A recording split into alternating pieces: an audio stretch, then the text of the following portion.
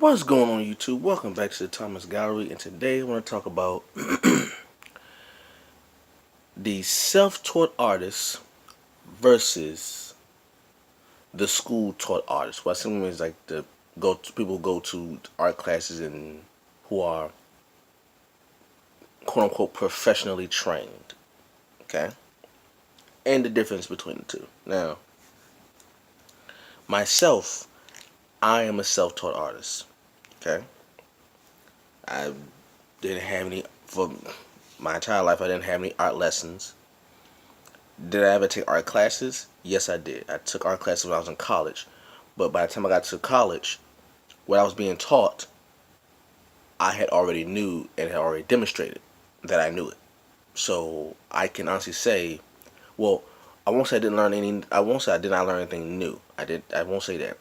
But a lot of the technical aspects of art and drawing, I had known already through experience and through studying myself. I don't have to go to. I didn't have to go to school to pick up a book and learn something. If I wanted to know it, I would ask a question. I will go to the resources necessary to go find it. Okay, so now what I want to talk about is the more so the mental aspect of the self-taught artist versus the institutionalized artists. Okay, and just like this is my own experience. Somebody may have a different experience than myself, and they may come with different ideas. That's fine. This is from my own point of view, my own experience. Being a self-taught artist, being around other self-taught artists, and being around artists who develop their skills, who learn their skills in an institutional setting. Okay, so let's begin.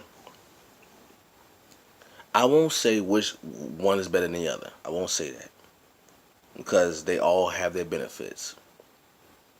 All right, but I will say there is from my own experiences, there is a difference between the two mentalities.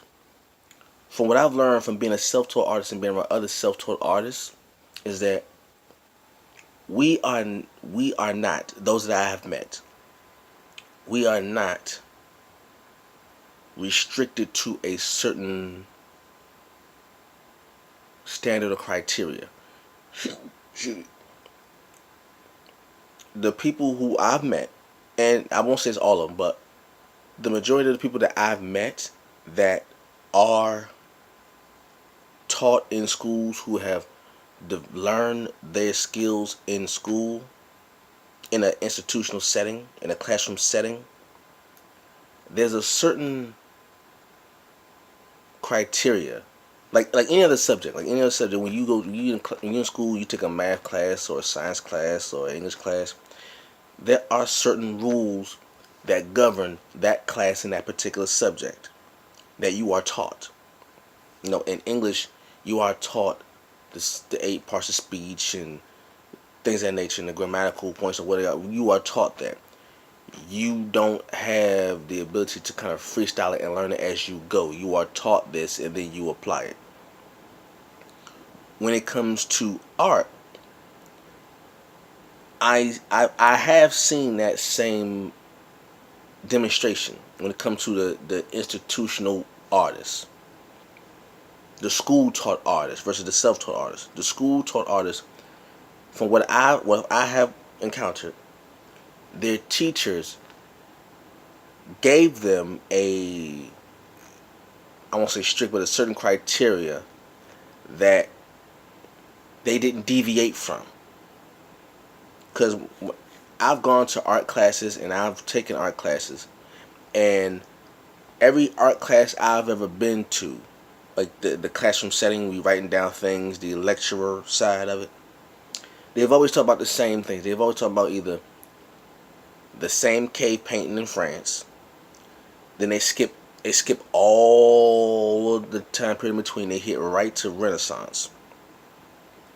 Then they skip all in between, and then they hit Warhol. No, sorry. Then they hit the impressionist period. You hear about Van Gogh and Monet and Manet, all that, and Renoir. You hear about that. Then you go into the contemporary, the Warhols. You know, I did not like. Yeah, there's like the you know, every time I hear about the contemporary, period in art, they go straight to Warhol. Straight to Warhol. Or they go to Picasso. These the Mount Rushmore. But rarely did I hear about the periods in between, from the cave painting onto the Renaissance. I didn't hear anything about the Chinese artists. I didn't hear anything about that. I didn't hear anything about the Indian Hindu artists. I didn't hear anything about the African art, which is the oldest art. Well, what do you call art? I didn't hear anything about that. There's always these four periods that I heard about, and that was it. I didn't hear about architecture. I didn't hear about Richter. I didn't. I didn't even hear about Jackson Pollock in art class, which is weird. No, I didn't hear about none of that. So there was always certain things that were always taught. Always. Like in school, you hear about you think about history. You'll hear about of American history. You'll hear about the Revolutionary War and Civil War. When I was in school, that's all I heard about. The Independence War, Paul Revere, all that stuff. You hear about the Civil War, North versus South, all that. Those old two periods you hear about. You didn't hear about the Compromise of 1877. You didn't. Then you go from the War of Independence, Civil War. Then you'll hear about the Great Depression. And you'll hear about African American history, and they go right to civil rights, Jim Crow civil rights. That the four periods, but you don't hear anything in between. So it's like a structure that's given to the student that they cannot deviate from. I used to ask questions in my art classes about different time periods and wouldn't really get an answer. It's as though the teacher didn't know. And I think if I was taught those things, it could have added, more. Now, me being self-taught, my mentality was such as that when I had a question, I didn't wait for a teacher. I did my own research. I would go into the Renaissance period and look up people who you don't hear about. You hear about Renaissance, you hear about Leonardo, Michelangelo. I rarely heard about Donatello, who was in the early part of Renaissance. I rarely heard about Raphael. I rarely heard about Bernini. And one thing, I didn't hear one thing about their teachers. Leonardo went to a school. He went to a school. Michelangelo went to a school. Who were their teachers? You didn't hear about their teachers. Who was the teacher of Leonardo da Vinci? You didn't hear about the life of Leonardo da Vinci in school. I didn't hear about the biography of Leonardo da Vinci and how he grew up, as a bastard child, and how he was an illegitimate child, and his father didn't give him his last name. Like, you don't hear about that in class. So the self-taught artist was not restrained because the self-taught artist was inclined to do their own research. They were not. The self-taught artist is not restrained to the quote-unquote strict teachings of the classroom. 9 times out of 10, when a self-taught artist goes into a classroom, from my own experience, when a self-taught artist goes into a classroom, a lot of the information that self-taught artist has already looked up, because they didn't have to wait on the teacher to assign them a particular subject in that field. The self-taught artist will already go into it. The self-taught artist would not go wait until somebody says, okay, let's talk about the Renaissance period. Let's talk about the Baroque period. They weren't doing it. They said, okay, well, I'm going to look it up because one, it attracts me somehow. So I'm going to look it up. I'm going to study it for my own pleasure, not because the teacher told me to. So when I go into the classroom and we talk about the Baroque period, I feel like I'm ahead of the class. Because a lot of the students who go into the art class are waiting for the teacher to tell them what to study. The self-taught artist, from my own experience, doesn't wait. The self-taught artist already has an interest in it. So they don't wait until the teacher says to study it. They study it because they want to study it. And they come to the classroom ahead. Now, experiences may differ from person to person. From my own experience, from my experiences being a self-taught artist and also being in art classes and taking drawing classes, all of the classmates that I've encountered who are self-taught artists were always ahead of the curve when it comes to the classroom taught artists. Every self-taught artist that I know, that I've encountered, was years ahead.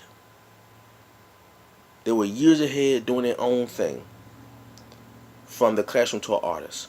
Now, here's one benefit that I have noticed that the classroom artists would have over the self-taught artists. Okay? The classroom taught artist who only knows what is taught in the classroom has a teacher who has connections to the art world on the outside. What I mean is, the teacher, the professor who's teaching art, 9 times out of 10 is already doing things in the art world outside of the classroom. Okay? Now, I'm saying this now. This is my experience. This is my experience before social media. Okay? This is my experience before YouTube, before Facebook, Instagram, Snapchat, Twitter. From my experience being in a classroom setting before social media, the teacher had a foothold in the classroom and also in the art world that the artist was trying to get into. Both the self-taught and the classroom taught artist was trying to get into the art world and make a living from it. The teacher had the keys to that. So the self-taught artists spent more time honing their skills as an artist rather than getting their foot in the door of the art world. That was my experience growing up. Now, with the advent of social media, that is completely wiped out. The self-taught artist and the classroom taught artist no longer needs, well, I won't say that it no longer needs. The necessity for the teacher to have a foothold in the art world has lessened and lessened over the years. Because all you really need is a platform to show your work, and someone can see it online, pick it up and say, I want to do work with you. It's happened to me. I posted things on YouTube and I posted things on other social media sites, and companies that deal with artists see that and have contacted me. One being Vida, Vida. With the I did a video about it on YouTube, and I posted stuff on my social media site. And you can go to the website too, Vida, shopvida.com, and go under my name and Christopher Lamont Thomas, and you can see the things that I have done with them. Now, years prior, I may have to have known a teacher who was in that field and be under their wing, and they open the door for me. But with social media, that requirement has gotten smaller. Okay, so the difference now from the self-taught artist and the classroom taught artist has decreased because of social media. Whatever you want to know in the art world, you can learn it with the click of a mouse. The classroom is becoming more and more obsolete. The classroom for artists is becoming obsolete. Whatever technique you want to learn, there is an artist who has made a video to it. There is an article you can read about it. Whatever period you want to learn in art, there's a YouTube video for it. There is a essay or a article about it.